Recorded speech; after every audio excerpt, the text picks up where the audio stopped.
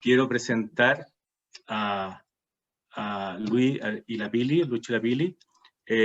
Lapili es profesora de Historia, trabajando hace más de 20 años en la Vicaría para la Pastoral de la Familia en el Arzobispado de Santiago. Ha sido representante del Papa en varias conferencias internacionales sobre la mujer, sobre la familia y muchas otras cosas. Lucho es médico, ginecólogo, obstetra y bioético. Es fundador del Centro Médico Portavite. Ambos han sido difusores y pioneros en temas como paternidad responsable. Son miembros del Instituto de Familia de Schoenstatt y miembros del Dicasterio para Laicos, Familia y Vida en el Vaticano, ¿no? Dejé, como dijo Renato, lo más importante para el final. Son casados hace 39 años, padres de 4 hijos, 7 nietos, y yo diría lo más maravilloso que son un matrimonio tremendamente fecundo en la formación, me atrevo a decir cientos o miles de jóvenes personas, matrimonios, a los cuales han marcado profundamente en sus vidas. Así que para nosotros es un agrado en esta parroquia poder compartir con ustedes, así que no queda nada más que, por favor, adelante. Muchas gracias. En realidad es una alegría estar con todos ustedes en este día tan precioso.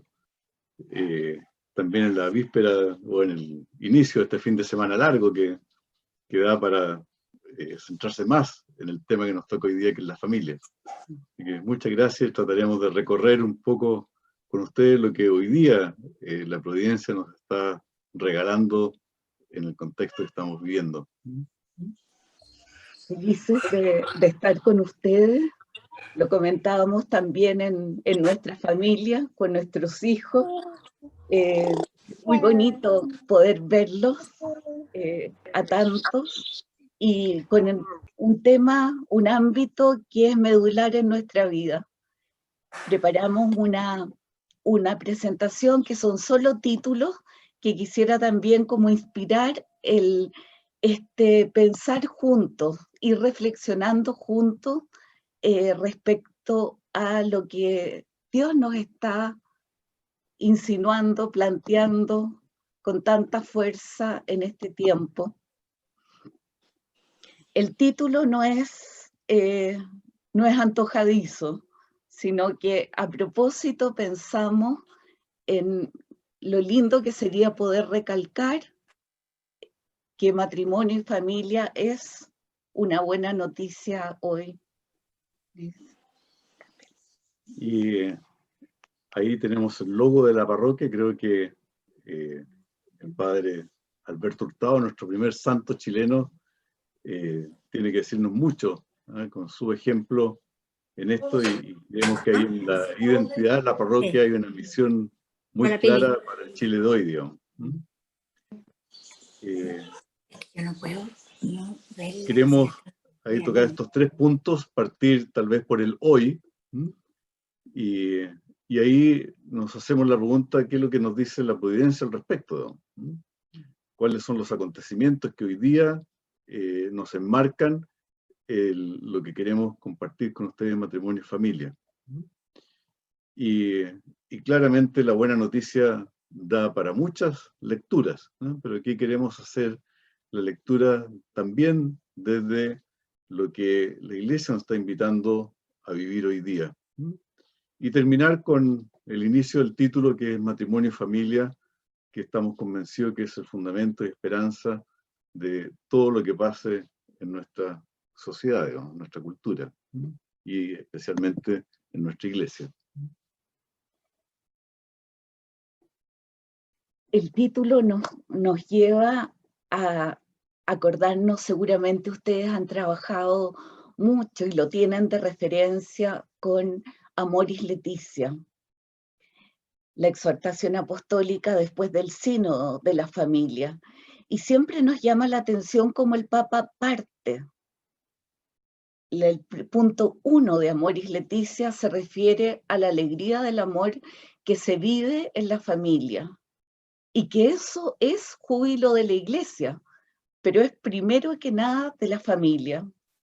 A pesar de todas las señales de crisis de matrimonio Y aquí una constatación que nosotros pudimos ver en el sínodo de la familia, con las diferencias culturales, con las diferencias sociales que ahí estaban representadas.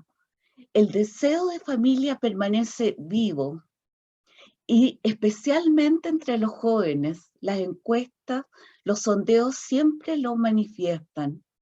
Y esto mueve, motiva, interpela también a la Iglesia. El anuncio cristiano relativo a la familia es una buena noticia. Y es una noticia que tal vez muchos no conocen. Y ahí viene una primera pregunta. Interesante esto que Amoris Laetitia es el resultado de dos sínodos, uno extraordinario y uno ordinario, lo cual es un evento absolutamente novedoso y único en la historia de la Iglesia. Y eso creo que nos pone a pensar, a reflexionar, a darnos cuenta cuán importante es para la Iglesia, especialmente para el Papa Francisco, el tema de la familia. De que Amoris Laetitia es un documento que resume y yo diría sobre todo proyecta toda esta reflexión, esta riqueza, tomarle el pulso al matrimonio y la familia hoy día en la Iglesia y en el mundo. ¿Qué nos dice la providencia? Eso ustedes lo saben mejor que nosotros, lo hemos experimentado todo, lo estamos experimentando todo. De la pandemia podríamos hablar muchísimo. Las vivencias, las esperanzas, los dolores, las interrogantes. Y no solo de la pandemia, de lo que ha significado esta vivencia inédita para la humanidad y para nosotros en concreto, sino que también las múltiples interrogantes que estamos viviendo en nuestra cultura, en nuestro Chile, en nuestro país. Ustedes han tenido y van a tener conversatorios y charlas muy importantes respecto también al discernimiento futuro, pero estas interrogantes nos interpelan como familia en muchos ámbitos, en nuestras relaciones, en nuestros vínculos, en la vivencia de las distintas generaciones en nuestra familia, frente a la educación de nuestros hijos y su futuro, frente al mundo del trabajo, frente a nuestra inserción en la cultura, en la sociedad, en la construcción de nuestro país. Como nunca sentimos que tenemos interrogantes fuertes y que tocan nuestra vida. Por ejemplo, el tema pandemia, en mi especialidad de ginecología obstetricia, ha sido impresionante cómo la prohibición, ¿no?, de visitas a la clínica ha obligado a que la mamá y el papá estén 2 o 3 días solos en la clínica con el recién nacido. Sí. Y eso ha sido centrarse en lo que es importante. Y están todos felices. Es curioso, sí. Que probablemente es algo que nos enseñaba la pandemia, de poner al centro lo que realmente es el centro. De compartir las 24 horas, cosa que normalmente entre nosotros no se da, aunque vivamos juntos. Ahí tal vez un gran desafío es cómo poder conquistar ahora las cosas que la pandemia nos ha obligado a vivir. Todo lo bueno que hemos experimentado, cómo poder cultivarlo para que sea una costumbre familiar de aquí en adelante. Y también todos los dolores que hemos podido o no hemos podido compartir presencialmente, cómo nos hablan de la importancia de los vínculos. Ahí hay todo un capítulo precioso para seguir tratando de plantearnos realmente cómo queremos vivir, qué estilo de vida es el que aspiramos, y no el que nos plantean desde fuera, sino que desde lo que somos. Ahí ustedes ven un segundo punto, beatificación de Carlo Acutis. Sí. Ahora, en media hora más. En paralelo, en Roma Sí. está ocurriendo esto. Y es un santo de hoy día. Como dicen por ahí, es tal vez el primer santo con zapatillas Nike. ¿Eh? Un chico de 16 años que se enamoró de la Eucaristía y lo vivió a fondo, y después toda su expertise computacional la utilizó para conocer más sobre la Eucaristía y difundirla a través del Internet, digamos, de las redes. Y ahora está siendo beatificado. Y murió hace Muy poco. 10 años, 15 años, ¿no? O sea, es de nuestra cultura. De manera que es interesante que este santo, hoy día, que nos dice que hoy día también se puede ser santo, digamos, esa es la novedad, hay que ponerlo en contexto también de la parroquia, que tiene al primer santo chileno ahí como patrono. O sea, la santidad hoy día es posible. Es la gran también motivación para muchos jóvenes. Y nótese que él no venía de una familia practicante. O sea, ahí también hay una pregunta en relación al llamado de Dios a todos. Y este santo es de Asís. Sí. Vivió en Asís, quiso ser enterrado en Asís y está en Asís. Y en Asís está el gran santo de toda la historia de la iglesia, que es San Francisco de Asís.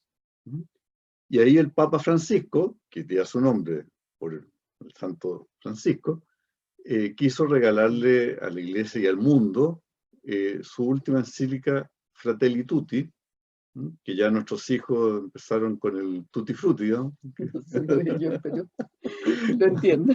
Pero es una forma de tomarse coloquialmente esta invitación del Papa a que nos tomemos en serio el vínculo, el servicio, ¿eh? El estar el uno en el otro, con el otro y para el otro. Hay aquí, perdón, vamos.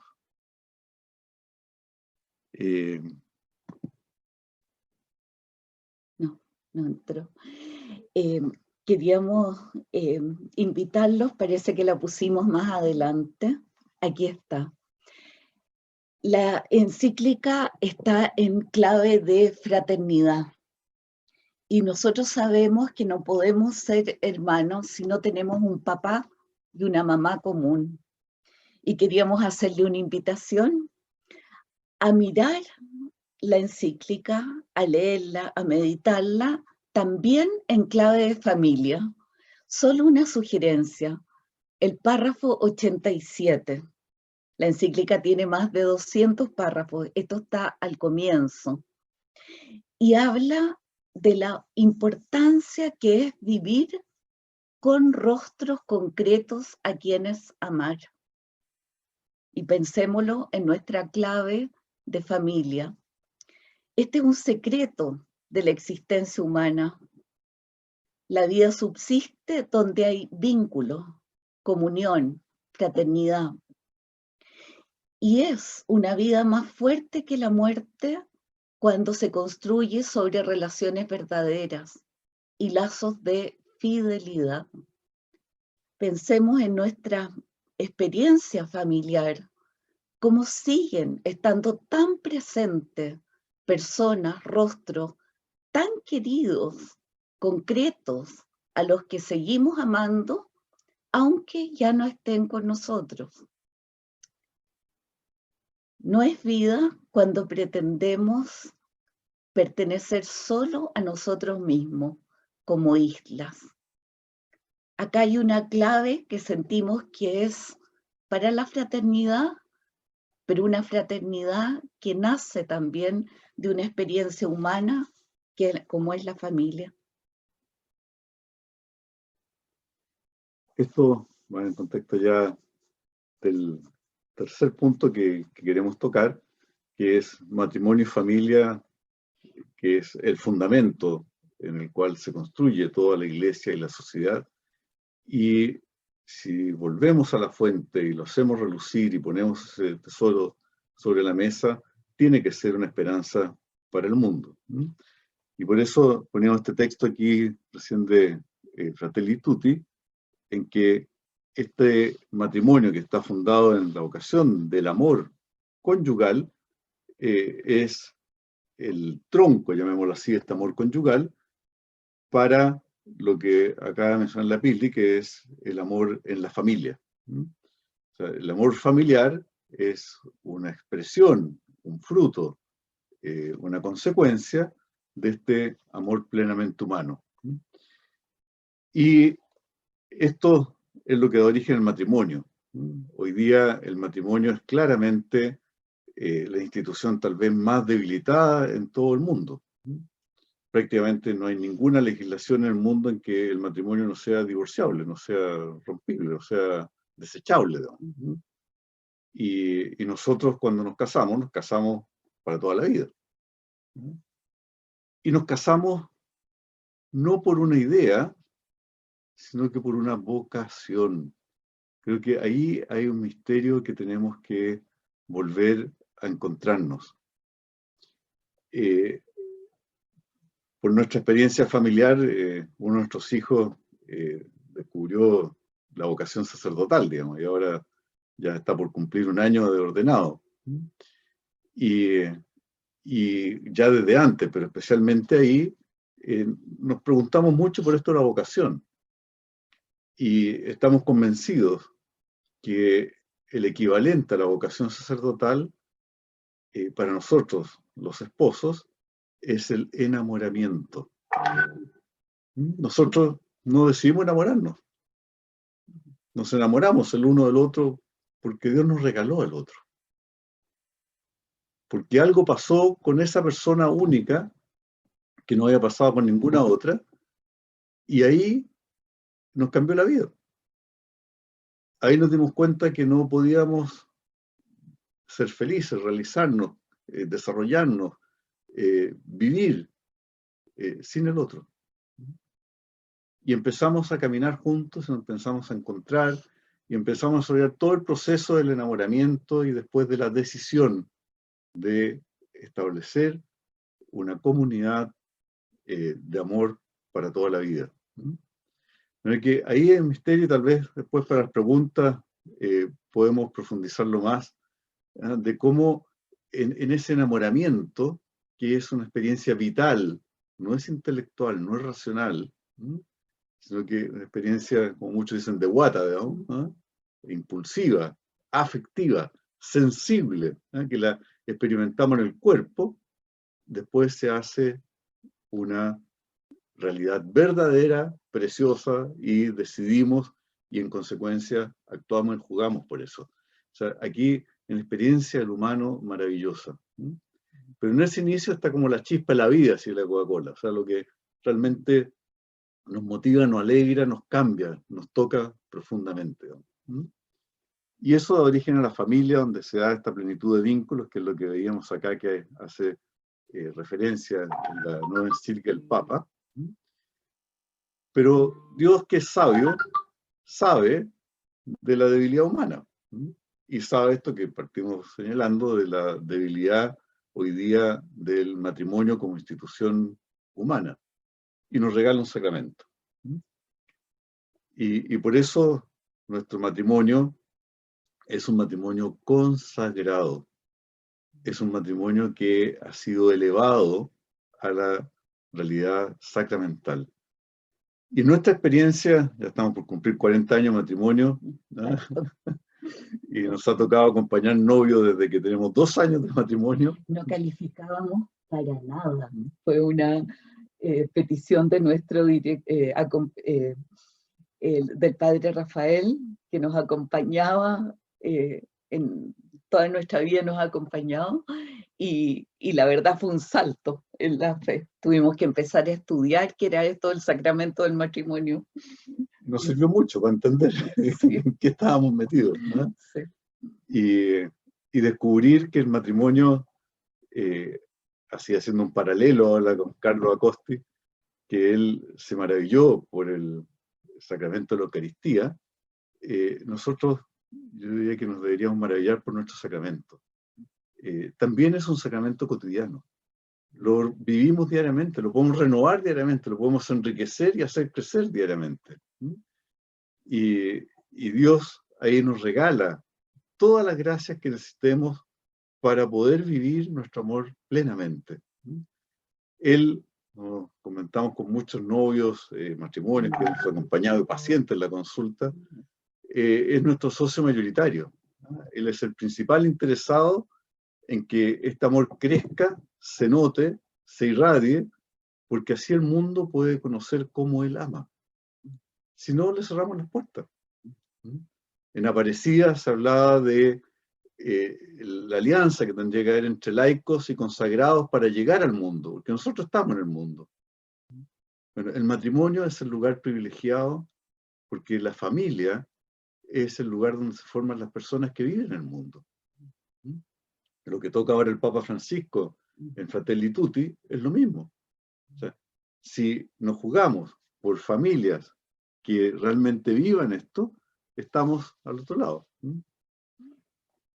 En Aparecida, una de las constataciones importantes y que hubo un diálogo muy verdadero fue en relación a la buena noticia de la familia. Y especialmente porque en el número 118, si ustedes lo miran, ahí se expresa muy bien.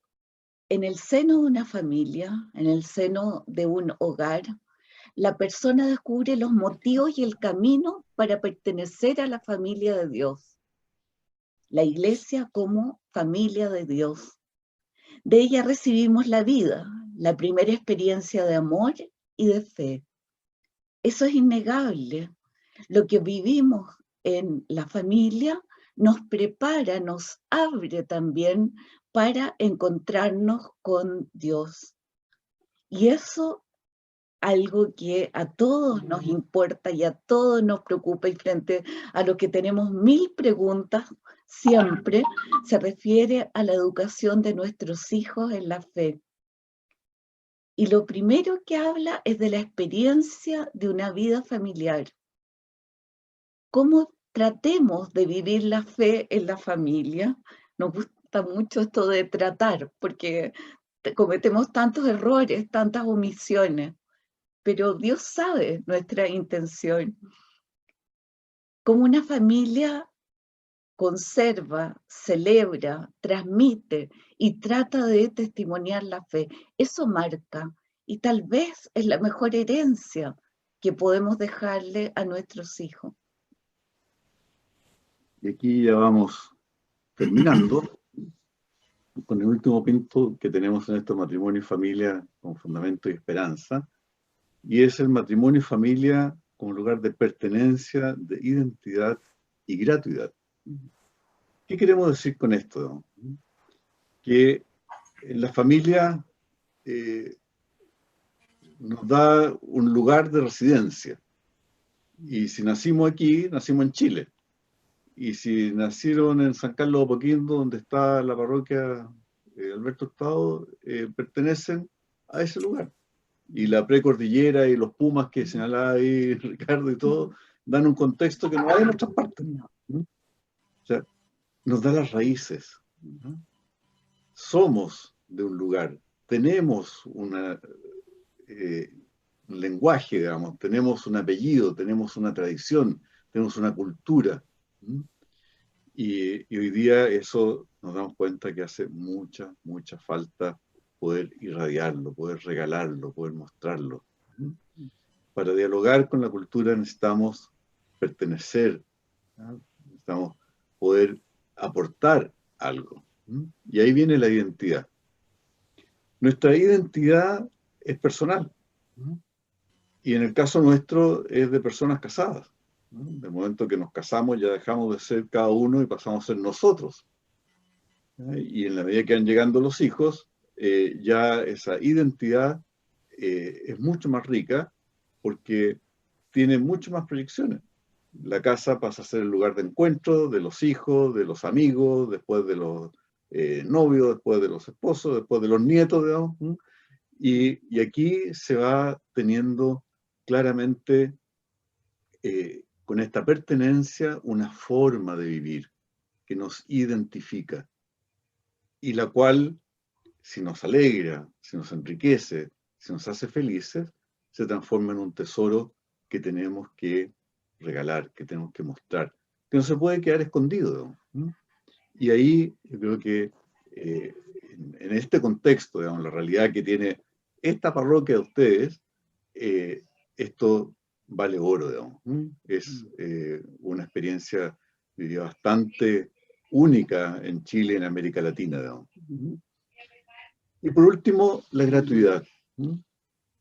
Siempre nos ha dado mucha vuelta de que lo más propio de la religión cristiana y especialmente católica es que tenemos un Dios que nos amó primero. Un Dios que nos ama por ser nosotros y punto. Un Dios que nos da todo, y hay que ver lo que significa ese todo en la entrega de Cristo, ¿no? Para que nos convenzamos que nos ama, ¿no? Y nuestro amor esponsal es por privilegio, por unanimidad, por consenso universal, digamos, el lugar privilegiado para que los demás descubran vitalmente cómo es ese amor de donación, cómo es ese amor gratuito, cómo es ese ser feliz porque la persona que amo es feliz. Realizarme porque puedo ayudar a que el otro se realice. En que si el otro está bien, yo estoy bien. Es ese vivir el uno en el otro, con el otro y para el otro, propio del amor, lo que Dios quiere que sea la relación de cada uno de nosotros con Él. Pero para eso tenemos que experimentarlo, tenemos que vivirlo, tenemos que tener un taller, una cuna, un lugar donde esto realmente sea verdad. Y en ese sentido la gratuidad es tal vez una de las cosas más bonitas de la amistad que forma parte del amor esponsal, ¿eh? Y que en la cultura, especialmente hoy día en Chile que tenemos, es tan necesaria. Si esto lo proyectamos a los hijos, nos queda más claro todavía. Nosotros los queremos porque son parte nuestra, porque son nuestros hijos, no por los atributos que tienen, o si son exitosos, o si alcanzaron máximos en el colegio, o en la universidad, o en la profesión. La gratuidad del amor, tal vez hoy día, en uno de los pocos lugares que la podemos experimentar, es en la familia. Y sentirse amado gratuitamente, solo por el hecho de existir, nos da alas, nos da una seguridad inmensa. Nos permite también amar mejor, amar con mayor libertad, arriesgarnos a amar. Hoy día, una de las constataciones dolorosas que hacemos y también conversando con, sobre todo, matrimonios jóvenes y muchas parejas que no se atreven a casarse, que no se atreven a establecer un vínculo más permanente. Conversando con ellos, la pregunta de fondo siempre es: ¿podré amar? ¿Podremos comprometernos? ¿Será verdad que este amor se plasme, dure para toda la vida? ¿Para qué decir? O sea, es algo que parece muy imposible para muchos. Cuando hemos experimentado ese amor, podemos soñar con regalarlo a muchos.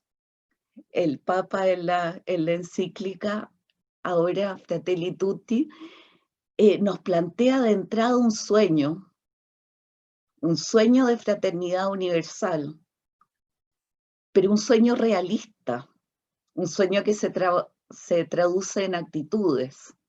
Y nosotros también podemos pensar cuáles son esas actitudes, cuáles son en nuestra familia esa que nos identifica, cuáles son nuestros motivos de pertenencia, nuestras costumbres, nuestros ritos, nuestras tradiciones, y cómo experimentamos también esta gratuidad del amor.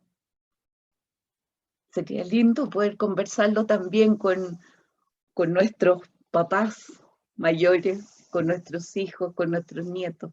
Algunas pistas ahí de la encíclica de Fratelli Tutti. Exploren, por ejemplo, lo que el Papa dice de la benevolencia, en esta perspectiva de gratuidad. Exploren lo que dice respecto al servicio en esta gratuidad. O lo que dice de la amabilidad en el trato cotidiano. Que son cosas que deberían ser la atmósfera en la cual respiramos, nos movemos y les regalamos a nuestros hijos en la casa. Lo que se comparte en la sobremesa, lo que probablemente en la pandemia logramos experimentar después de reclamos y cuestiones, pero la casa al final funcionó gracias a que todos cooperaron, y cooperaron en este espíritu. Entonces, ese taller que hemos experimentado este tiempo en el hogar, cómo poder ahora transformarlo en cultura para nuestra sociedad. Ahí les presentamos a nuestra familia, que nos están acompañando ahora también. Esta foto es de hace un año atrás, para la ordenación de Francisco, nuestro tercer hijo. No tenemos otra foto más actual de la familia, porque no nos hemos podido juntar. Él está trabajando en Concepción. Y en un año es mucho lo que cambian los niños. Ese Luchito chico que está en manos de nuestra hija Victoria, ya no solo corre, salta, sino que habla, opina, y tiene 2 años. Si ustedes pudiéramos poner aquí la foto de cada una de las familias de ustedes, ninguna perfecta, ninguna sin dolores, ninguna sin omisiones, pero sí con la tremenda gratitud de ser, de sentirnos familia, de querer construirla entre todos todavía mucho más. Les damos las gracias de nuevo por la oportunidad de estar con ustedes y compartir algo de nuestra vida. Bueno, tal vez lo último que quisiera mencionar es que en esto de la gratuidad,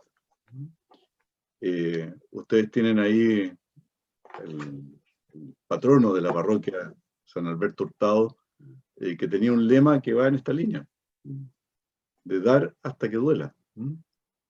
Y eso, la idea no es hacerlo con los dientes apretados, sino que gratuitamente, generosamente, amablemente, servicialmente, benévolamente. O sea, creo que ahí es donde tenemos que tal vez hacer un aporte nuevo a la cultura en base a una experiencia de lo que es nuestra vida familiar.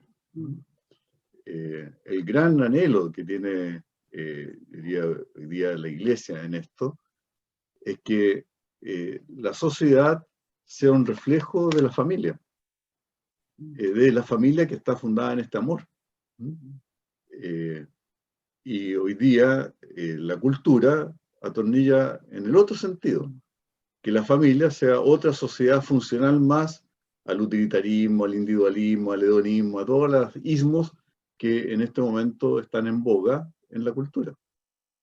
Que estamos nosotros en esa bisagra, ¿hacia dónde inclinamos? En que la familia fundada en el amor es fundamento de la iglesia y de la cultura, o el tsunami de la cultura arrasa con lo nuestro.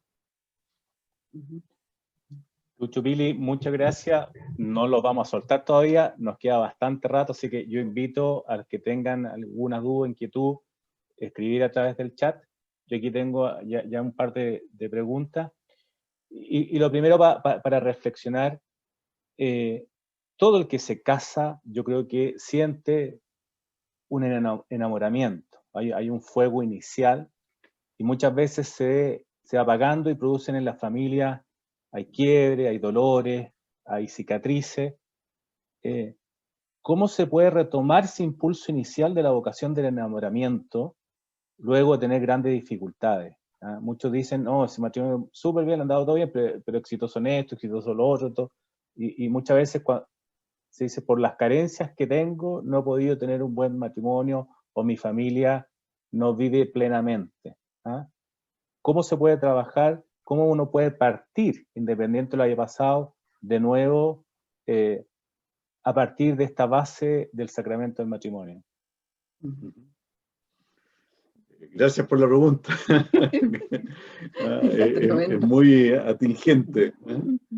De las pocas cosas que me acuerdo de mi curso de psiquiatría en la Universidad de Chile, es que cuando tocaron este tema de la sexualidad, el psiquiatra ahí acá nos decía, bueno, ustedes tienen que saber que solo el 5% de los matrimonios son como los cuentos de hadas.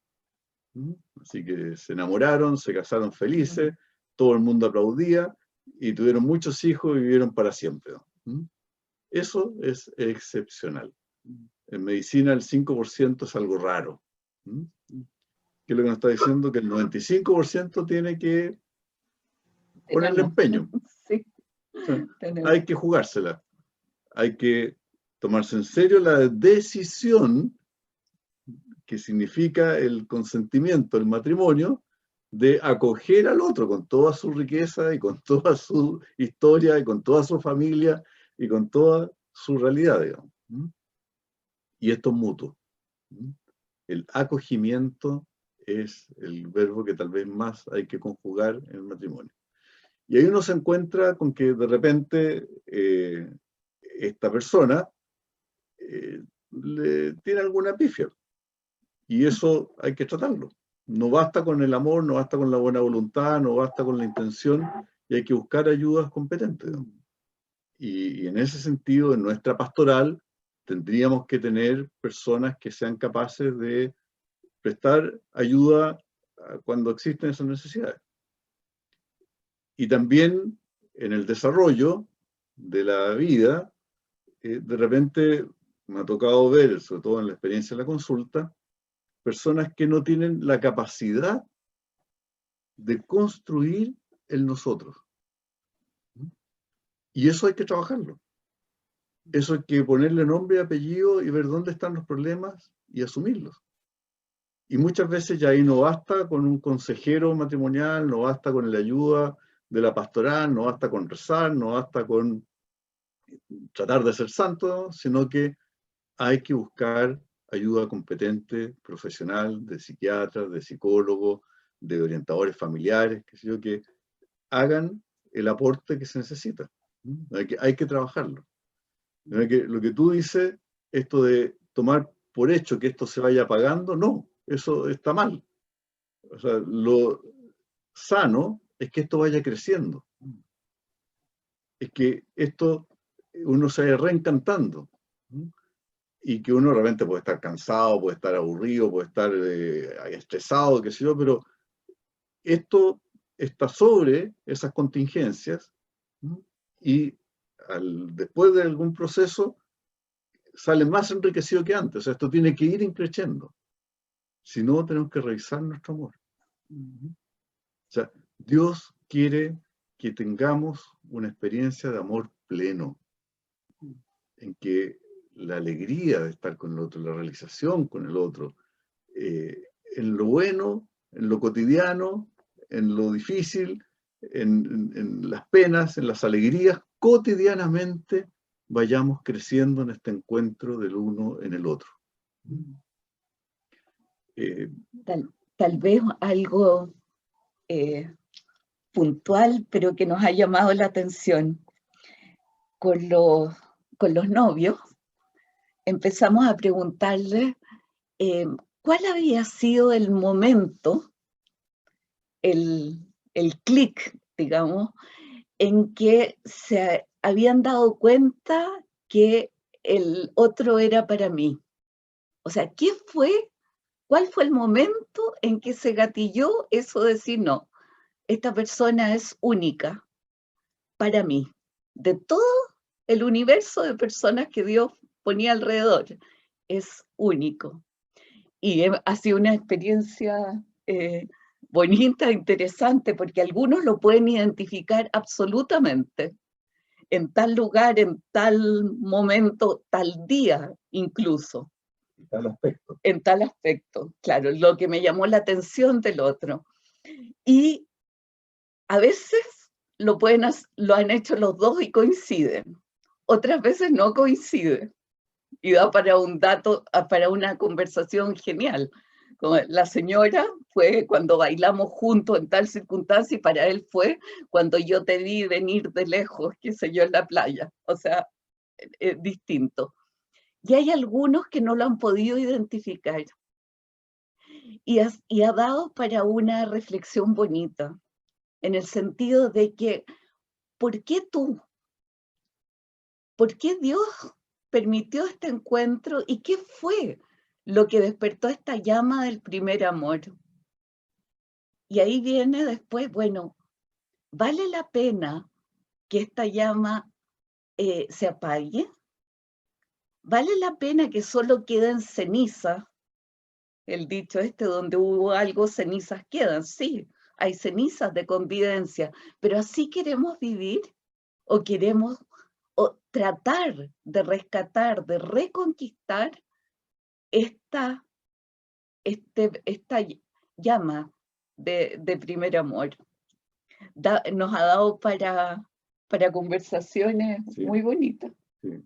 Y lo otro que uno va descubriendo, que lo tratábamos de decir ahí en la presentación, es que cuando uno tiene un tesoro, cuando uno tiene esta riqueza, normalmente de ahí surge el anhelo de esto regalarlo, de esto compartirlo, de esto ponerlo al servicio de otros. Y eso se llama proyecto. Y nos ha tocado observar que es autoevidente, digamos, para muchos, que el proyecto son los hijos. Y los hijos crecen y se van y se acabó el proyecto. ¿No? Y resulta que no. El proyecto somos nosotros. El proyecto es nuestro amor. Y una de las expresiones más lindas de ese amor son los hijos. Pero hay muchas otras. Hay muchas formas de generar vida, de hacerse cargo de la vida, de cultivar la vida. ¿No? Y esa es tarea también de toda la vida.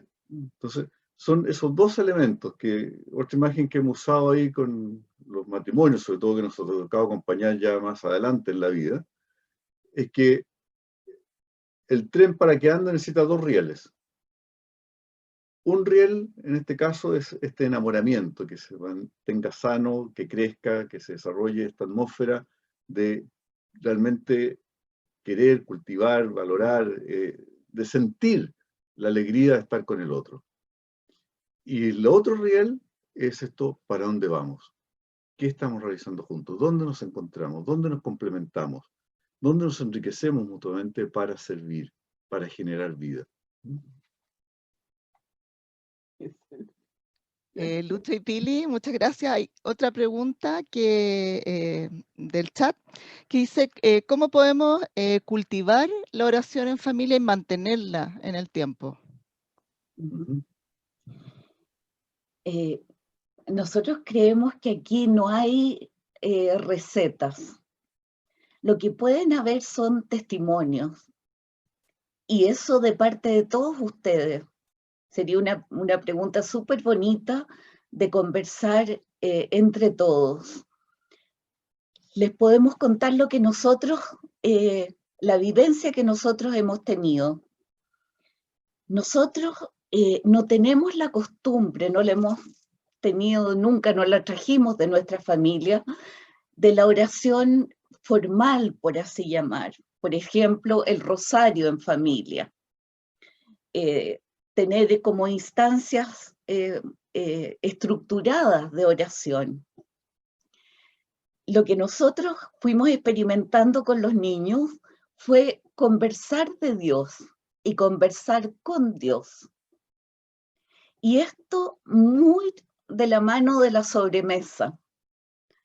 En nuestros primeros años de matrimonio tuvimos en la primera aproximación de nuestra hija en el colegio un paralelo muy bonito entre la misa y la mesa. El altar de la Eucaristía y la mesa familiar.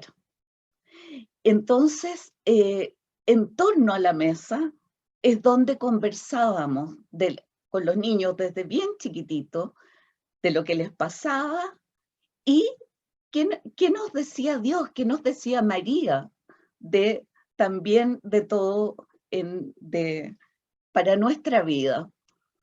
Ustedes saben, nosotros pertenecemos al movimiento de Schoenstatt, así que María, la Mater, está en todas partes en la casa. Tenemos la costumbre también del santuario hogar, de invitar a María a vivir en nuestra casa. Y eso tiene también manifestaciones en distintas partes de la casa. Bueno, los niños eran partícipes de eso, de conversar con la Mater, de llevarle sus notas del colegio, de poner el dibujo, de pedirle que los acompañara en el partido de fútbol, en lo que fuera cuando eran chiquititos. Ese Dios de la vida, esto de hacer de nuestra vida muchos encuentros con Dios, pequeños, cotidianos, es lo que hemos tratado de cultivar en la casa. Hace unos años nos pidieron para un testimonio, una conversación con matrimonio, esta misma pregunta. ¿Cómo rezamos en la casa? ¿Cómo cultivamos la oración? Y le preguntamos a nuestros hijos. Y uno de ellos, Rafael, el segundo, que siempre fue como muy independiente en este punto, nos dijo, nosotros no rezamos, nosotros conversamos con Dios. Esa fue su aproximación. Ahora, lo que sí tratamos de cultivar conscientemente fue la Eucaristía con los niños. Nos acompañaban y les llevábamos sus libros para pintar, para que ellos tuvieran también en la Eucaristía, pero con su propia forma, y después conversábamos en la casa de cómo había sido, de algo que les había llamado la atención, del Evangelio del día sin decirlo tan explícitamente, sin ponerlo como tema, cuál fue el Evangelio del día, sino que en el fondo el personaje que surgió en el Evangelio. Y con nuestros nietos ha sido también una experiencia linda, porque la relación con Dios, con los niños es fantástica, es tan normal, es Dios de la experiencia. El rezo con nuestros hijos cuando se van acá de la casa, cuando nos juntábamos todos, prendíamos las velitas, tenemos una por cada nieto, son 7, ya parece velatón, pero cada uno tiene su velita, y uno de los más chicos, Felipe, es siempre el que pregunta, y la oración es, ¿qué fue lo más lindo del día? Y nos va preguntando a cada uno. Para nuestros nietos nosotros somos Lucho y Pili. Entonces Felipe chiquitito mira a Lucho hacia arriba y le dice, Lucho, ¿qué fue lo más lindo del día? Y después cada uno. Entonces, no somos maestros de la oración en ningún caso. No tenemos oraciones tipo formales como familia, pero sí lo que la experiencia ha sido esto de tratar de sintonizar con el Dios de la vida, que sea parte nuestra. Y así nos sentimos también parte de Él. ¿Billy? Tal vez pequeñas cosas que se han mantenido a lo largo de los años y ya son parte del paisaje, eso uno realmente ni las ve, digamos. O sea, en la mañana siempre teníamos la suerte por llevarlo al colegio y en el viaje en el auto revisábamos qué venía en el día, en la agenda del colegio, y después de revisar eso lo consagrábamos a la mater, cada uno de nosotros con lo que iba a ocurrir en el día, digamos. O sea, se partía el día con esa consagración, digamos. Después la bendición de la mesa también, y tienen Sí, todo sí. tipo de canto y o sea, son creativos, digamos, ¿no? Unas bien cortito para cuando estamos en un restaurante, no tiene mucha hambre. Hay distintas alternativas de bendición de la mesa. Lo que ya la Pili contaba, la oración de la noche, que cuando eran chiquititos era el angelito la guarda en la cama con cada uno, hasta que ya empezaban a decir, no, yo rezo solo, digamos. Yo rezo solito. Lucho, Pero- Billy, para avanzar en otro ámbito, aquí quedó muy claro que usted hablaste de la gratuidad, y esa gratuidad es bastante clara con los hijos, con los nietos, pero muchas veces entre los esposos no es tal, no se vive. Entonces también hay muchos matrimonios que están viviendo su rutina, todo, y no nos damos, o no se dan, o no nos damos cuenta de ese desgaste. ¿Qué alarmas, qué seguro uno debería tener para acompañarse en estos momentos y antes que sea demasiado tarde y poder recomenzar? O sea, ¿qué indicadores? Hoy día estamos llenos del trabajo de los KPI, ¿ah? El KPI matrimonial, o sea, ¿qué alarma amarilla, roja? Muchas veces yo tengo un caso una señora o me dice, pero ¿qué de la experiencia con tantos matrimonios que nos estado ustedes? ¿Cómo reconocer cuando algo no está del todo bien y que tengo que discernir cómo sigo para adelante, cómo puedo trabajar y qué seguros a lo mejor uno puede tomar para no desviarse de estas líneas del tren que nos llevan hacia Dios? El tema es cotidiano, ¿eh? O sea, en el día a día hay que ver qué está pasando, ¿no? Si en el día a día no existe la experiencia de saber cómo está el otro, estamos mal, ¿eh? O sea, yo tengo que sentir, experimentar que la persona que quiero está feliz o no. Y muchas veces el diálogo en el matrimonio se transforma en un diálogo funcional. ¿En qué hiciste hoy día? ¿Pagaste esto, hiciste esto otro, fuiste allá? O sea, en lo que hiciste, pero no en lo que viviste. O sea, creo que el diálogo del pololeo es el diálogo, ¿cómo estás tú? ¿Qué te pasa a ti? ¿Qué querís? ¿Por qué tenías esa cara? O sea, interesa lo personal. Entonces, una primera cosa es eso. La segunda cosa, que ya es más interior de cada uno, si hay cosas que yo no quiero conversar con el otro,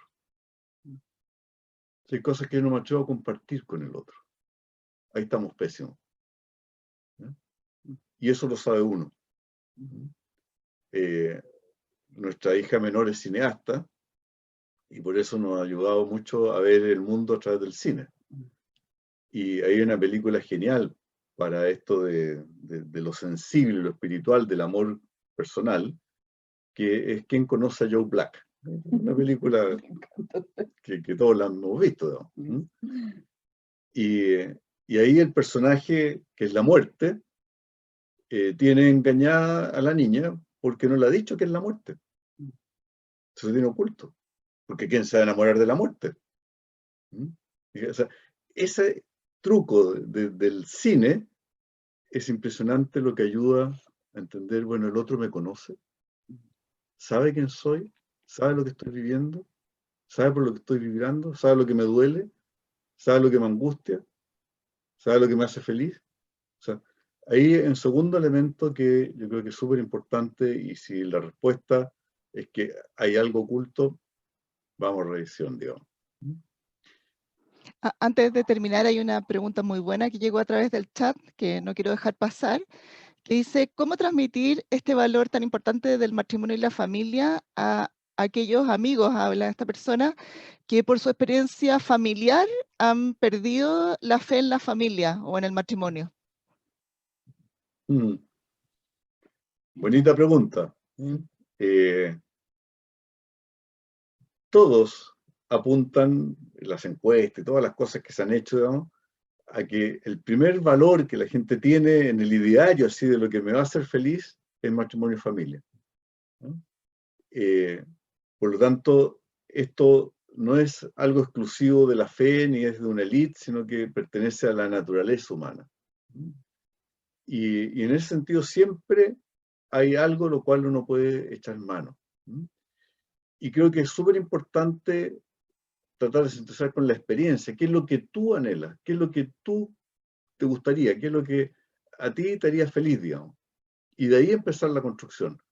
Porque si no, empezamos a poner matrimonio y familia como una mochila, como una carga, ¿no? Como una responsabilidad, ¿no? Y eso a la larga quiebra a las personas.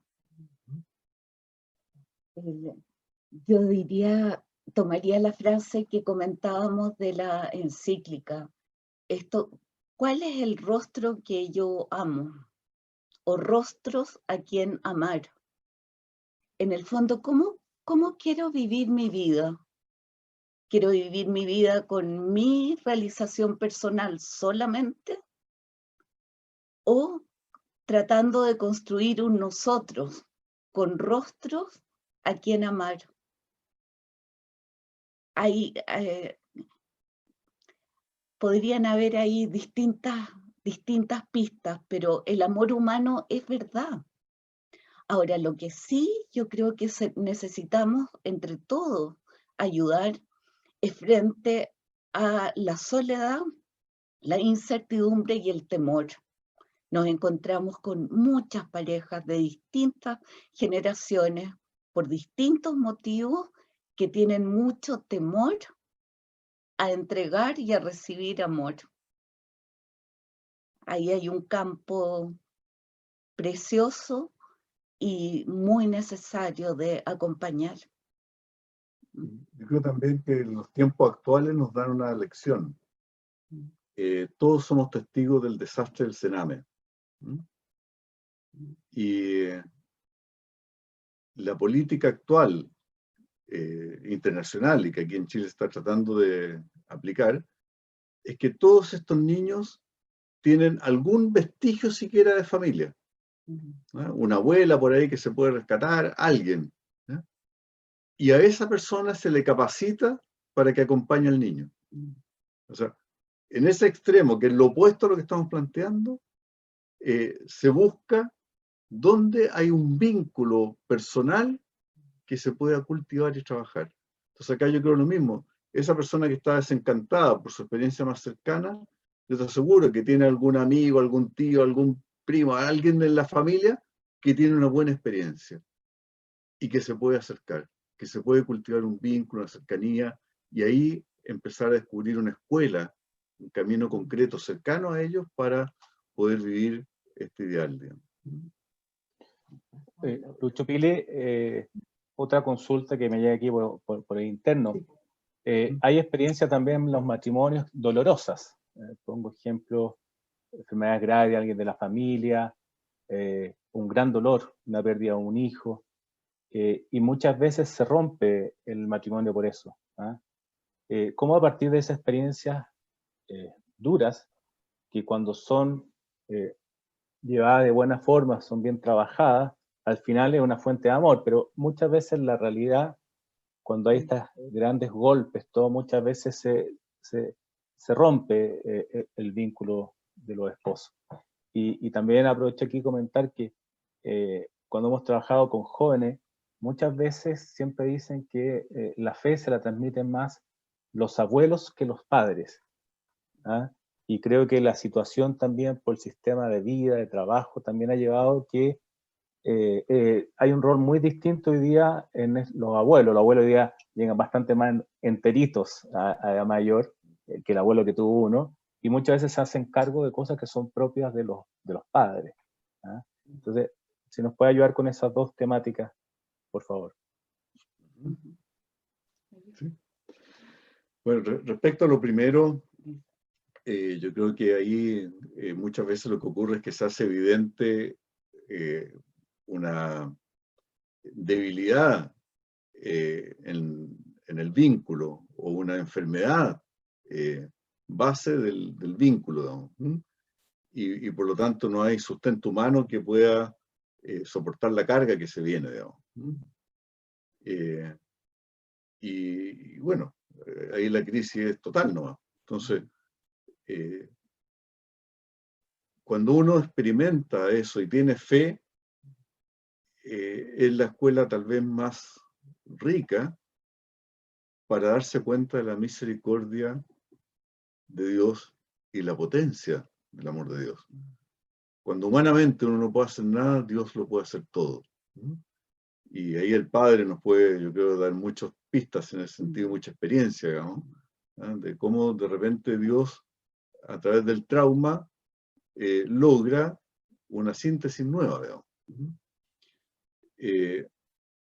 Lo segundo que ahí uno ve es que estamos en una sociedad muy exitista y no sabemos vivir los fracasos, no sabemos conducir las crisis, le hacemos el quite a las crisis. Y cuando la crisis es signo de que estamos vivos y que tenemos que crecer, tenemos que producir algo nuevo, digamos. Y en ese sentido yo creo que también estas experiencias, si la persona es sana, si tiene una riqueza humana, son las instancias en que más crecen, en que son capaces de reinventarse, pero no en forma artificial, sino que desde lo auténtico de ellos, digamos. Entonces, ahí si no hay naturalmente un desarrollo en ese sentido, yo creo que hay que pedir ayuda en que la persona a lo mejor está quebrada y tiene una depresión, o la persona le faltan elementos que tiene que cultivarlo, desarrollarlo, trabajarlo, digamos, y eso un profesional tiene que ayudar, digamos. Y eso respecto a la primera pregunta. Y la segunda era, ya se me olvidó. ¿Cuál fue la segunda, Ricardo? Habíamos dicho esto de que la educación es esto que a través de la transmisión de la fe, que muchas veces la hace a través de los abuelos y que toman de roles los abuelos. que no son propios de los padres. Sí, yo creo que tú lo dijiste, y hoy día los abuelos, en el caso nuestro, la mayoría estamos trabajando. Entonces, tampoco estamos en la casa para recibir a los hijos, y ahí a los nietos. Y los nietos se encuentran con que los papás trabajan y los abuelos trabajan, y quién los forma. ¿Quién los recibe cuando llegan del colegio? ¿Quién está en los tiempos libres? ¿Quién le lee cuentos? Es un buen desafío ese de cómo lograr esa presencia de los abuelos que ha sido clave en la cultura y la transmisión de la fe a todo nivel. Un ejemplo ahí, la República Democrática Alemana, cuando fracasó el comunismo, reconoció que no valoraron el papel de las abuelas en la transmisión de la fe. Ahora, los abuelos de hoy, así como nosotros, ya estamos impregnados también de otra mentalidad, ya aparecida, el 2007, lo decía, se cortó la transmisión de la fe en la familia, también de parte de muchos abuelos. Entonces yo creo que es tarea de todos en este minuto. Lo que sí es cierto es que los jóvenes pueden tener un diálogo muy cercano con sus abuelos, a veces más que con sus papás. O sea, esto de las generaciones se retroalimentan, se ayudan unas a otras. Entonces, ahí hay un campo precioso. Solamente un ejemplo que nos tocó muy de cerca. Uno de los compañeros de uno de nuestros hijos venía de una familia en que todos eran algo, hermanalgos, abuelalgos, porque no había nadie en la familia, ni los abuelos, ni los papás, ni los tíos, que no estuviera roto su matrimonio. Y vuelto a casar. Y vueltos a casar. Y convivían en una forma impresionante. Para nosotros la Navidad era entre todos, estos familialgos, todos vinculados, pero todos matrimonios rotos, digamos, y vueltos a rehacer. Y solamente una abuela, que también había fracasado su matrimonio, era, digámoslo así, la transmisora de la fe, la que lo acompañaba, la que él veía cómo su abuela sola vivía este contacto con Dios. Bueno, este chiquillo tuvo el regalo de pertenecer, quiso entrar a una comunidad de jóvenes católicos. Ahí descubrió algo distinto. Hoy día tiene un matrimonio precioso y 3 hijos. Y sigue casado después de 12 años. O sea, no pensemos que esto es un determinismo. ¿Te fijas? Porque nosotros o alguien que conocemos o nuestra familia tiene, entre comillas, estas situaciones de familia distinta, eso no es condición para que nuestros hijos no puedan tener una vida, aspirar a algo distinto. Y en ese sentido, el aporte que ustedes pueden hacer como pastoral es extraordinario. Y también en eso, para ir cerrando, después podemos hacer algunas preguntas abiertas, yo creo, para no alargar mucho esto. Pero también me gustaría profundizar en otras charlas, yo lo he escuchado a ustedes, el concepto de la santidad matrimonial. Que una cosa que normalmente en el sacramento no se habla de eso, no se trabaja eso. O sea, tendemos a ver los ejemplos hoy día, esta beatificación que tú nos dices, este joven que murió hace 14 años, tenemos ejemplos de santos como San Alberto Hurtado, todo, pero no tenemos muchas veces claros los ejemplos a seguir matrimoniales. O sea, también ahí cómo se puede trabajar eso. Bueno, ahí la Pili me sacó de la transparencia, Sí. la santidad matrimonial. Reconozco. Que, Lucho lo había puesto, yo la saqué. Bueno que lo pongas. Yo estoy convencido, también porque soy ahí de la escuela de José Kentenich, el fundador de Schoenstatt, en que él decía, el primer tiempo la iglesia fue de los mártires, y gracias al martirio se transmitió la fe, y ese ejemplo tocó a los otros y dijeron, bueno, estos locos, ¿qué es lo que creen? Digamos, que es la vida por esto. El segundo tiempo fue de los consagrados que dejaron el mundo y se fueron a vivir en su vida religiosa, y de un testimonio ahí espectacular, y tenemos a San Benito como modelo, etcétera, que en comunidad, consagrados virginalmente, se la jugaron por una imitación de Cristo. Y el padre Kente decía ya en los años 30, este tiempo actual, años 30, 90 años atrás, digamos, es para el laico, y el laico casado. Entonces, en ese sentido, nos da mucha esperanza, digamos, que prácticamente el 90% de la enseñanza del magisterio de la Iglesia sobre matrimonio y familia es después del Concilio Vaticano II, y especialmente con Juan Pablo II.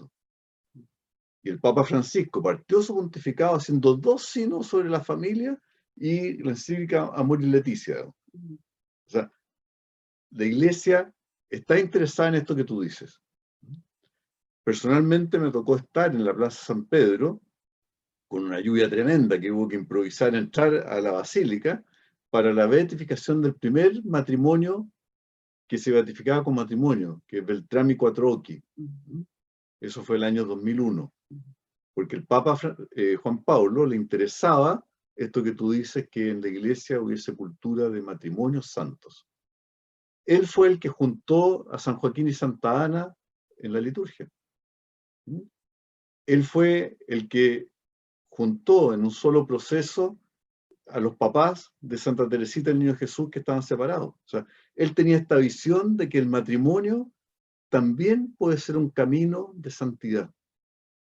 Puede ser un estado de perfección, en el sentido haciendo un paralelo con la vida consagrada laical, célibe. Y ahora nos tocó la alegría de ser testigos de que en el contexto del segundo sínodo para la familia, el Papa Francisco canoniza al primer matrimonio por ser matrimonio, que son los papás de Santa Teresita del Niño Jesús. De manera que ya existe en la Iglesia el antecedente de que como matrimonio se puede ser santo. Que el sacramento del matrimonio nos da las gracias para llegar a la perfección de la santidad. Creo que ahí la Iglesia nos está diciendo, y yo decía a la Pili, en este paralelo con Carlo Acosti, que así como él se fascinó con el sacramento de la Eucaristía, ¿no querrá Dios que alguno de nosotros se fascine con el sacramento del matrimonio y le saque brillo a esto, y lo difunda y lo transmita y que arme la revolución, digamos, de lo que es el sacramento del matrimonio, y le regalemos a la Iglesia en forma mucho más clara este camino de santidad matrimonial? Y para último, tuvimos la alegría también de estar el 2014, cuando se cumplieron 100 años de la fundación de Schoenstatt, en una audiencia con el Papa. Y una de las preguntas que se le hizo al Papa Francisco es que, ¿cómo era esto que a él lo consideraban revolucionario? Un reformador, perdón, dentro de la Iglesia. Y él dijo, ¿qué reformador ni qué 8 cuartos? Lo que reforma la vida de la Iglesia es la santidad. Es el testimonio que necesitamos. Entonces creo que en ese sentido también aquí necesitamos más santos matrimonios para darle consistencia a esto que estamos conversando y proponiendo. Tal vez solo muy cortito. Plantearse esto solo o tratar de vivirlo solo, tratar de vivir en este camino, es muy difícil. En cambio, en una comunidad es mucho más enriquecedor. Ahí también un llamado a quienes sientan vocación de comunidad, comunidad de matrimonio, comunidad de reflexión, comunidad de discernimiento. Ayudarnos unos a otros, saber que hay otros que aspiran a este mismo camino, ayuda muchísimo. Bueno, muchas gracias, Lucho, Pili. Yo creo que aquí estamos terminando con un desafío, a lo mejor formar comunidades dentro de la parroquia. La parroquia siempre decimos es la casa de todos, y hoy día el Papa nos manda esta encíclica, hermanos todos, así que creo que lo han dicho, nos deja una tarea, un trabajo por delante a realizar. Pedro, por favor. Bueno, agradecer en primer lugar a la Pili y a Lucho que nos han visitado a través de esta plataforma, estas nuevas formas de comunicación. También a cada uno de ustedes de haber podido aceptar esta invitación. Esto va a quedar grabado para que también otros que no pudieron estar por razones de fin de semana largo u otras no pudieron estar. Me quedo con 3 palabras y que son muy decidoras, sobre todo para el Evangelio de mañana, que nos habla de que en el reino hay una gran fiesta, ¿no? Es un matrimonio. Y Dios nos invita, el Padre nos invita a este matrimonio. Gratuidad, el Padre sale a buscarnos, el acogimiento, sin duda que en la fiesta uno tenemos que aprender a acogernos, aprender a que el otro también es importante, entonces vestirse de fiesta. Y vestirse de fiesta no es solamente la cosa material, es cómo nos acogemos. Ahí el Papa también nos ayuda un poco en esta última encíclica Fraternitutis, y sobre todo esta experiencia de vivir en la santidad, esto que recalcó mucho Lucho, que la Pili se lo sacó del libreto, que es una experiencia que tenemos desde el bautismo. Hemos sido llamados a ser Cristos, y en el fondo el matrimonio brilla lo que la primera consagración que todos tuvimos, y que es de alguna forma unificación en cada uno de nosotros, el bautismo. Y somos llamados a ser hijos e hijas de Dios. Así que agradecer este momento de reflexión, que también nos ayude también a inspirar a otros. Y sin duda también hoy día iluminados por este chico que vivió a concho su vida, y también nosotros podamos vivir a concho nuestra vida, y ser felices y hacer felices a los demás. A veces uno siempre recibe desde afuera, es que ustedes tienen la cruz como símbolo, ¿no? Y como que es el sufrimiento. No es el sufrimiento. El cristiano tiene la cruz porque no quiere verla, sino que quiere transformarla, transportarla, hacer el camino a la cruz para llegar a ser vida. Así que el matrimonio no es una cruz, sino que es para resucitarla, resucitar nuestros anhelos, resucitar nuestros sueños, despertar nuestros grandes desafíos. No quedarnos, estancarnos, sino que movilizarlo. Así que también el Señor nos regale su presencia, y que siempre nos bendiga. Así que agradecer la presencia de cada uno de ustedes. Dios Todopoderoso los bendiga a ustedes en este mes de la familia, y que cultivemos esa oración, ese encuentro, ese diálogo con Dios. Él escucha, y también compartir nuestra vida. En el nombre del Padre, del Hijo y del Espíritu Santo. Amén. Amén.